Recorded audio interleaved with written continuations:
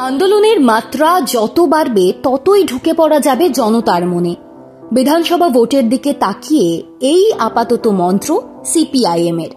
আর এই আন্দোলনের ঝাঁঝ বাড়াতে সামনে এগিয়ে দেওয়া হয়েছে এক তরুণ নেত্রীকে, যিনি সারা রাজ্যে ছুটে বেড়াচ্ছেন অক্লান্ত।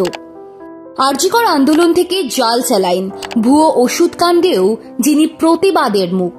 জেলায় জেলায় সম্মেলনে দেখা গিয়েছে মঞ্চে। সেই মীনাক্ষী মুখার্জি যে সিপিআইএম এর ভবিষ্যৎ, তা যেন প্রমাণ করে চলেছেন। ডিওয়াইএফআই এর সম্পাদক আক্ষরিক অর্থেই এখন বাম আন্দোলনের সবচেয়ে উজ্জ্বল মুখ। শুধু আগুনে ভাষণই নয়, সামনে থেকে নেতৃত্ব দেওয়ার ক্ষমতায় ক্রমশ ফ্যান ফলোয়ার বাড়াচ্ছে মীনাক্ষীর। তারই সুফল পেতে শুরু করেছে বামেরা।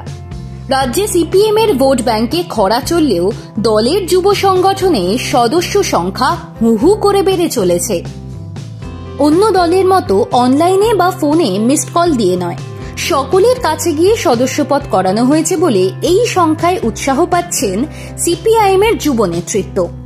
আর এই বাড়তি সংখ্যা দলের পক্ষে বেশ আশাব্যঞ্জক।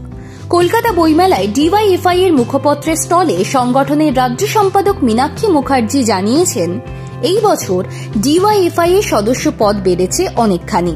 সেই সংখ্যাটা প্রায় ৫১,০০০।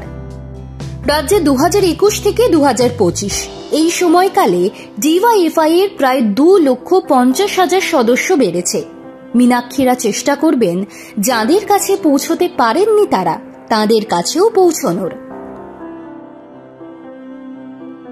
শূন্যতা ঠেলে নতুন করে রাজ্যে আলো জ্বালাতে চাইছে সিপিআইএম।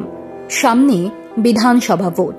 পুরনো প্রজন্ম মোটের উপর এখনো বিশ্বাস রেখেছে, কিন্তু নতুন প্রজন্মকে সামনে তুলে ধরতে না পারলে যে নতুন ভোটারদের আকৃষ্ট করা যাবে না, তা ভালোই বুঝেছে দল।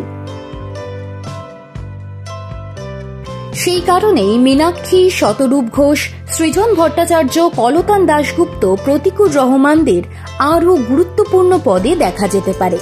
এই প্রচেষ্টা যে কাজে লাগছে তা নিয়ে কোনো সন্দেহ নেই।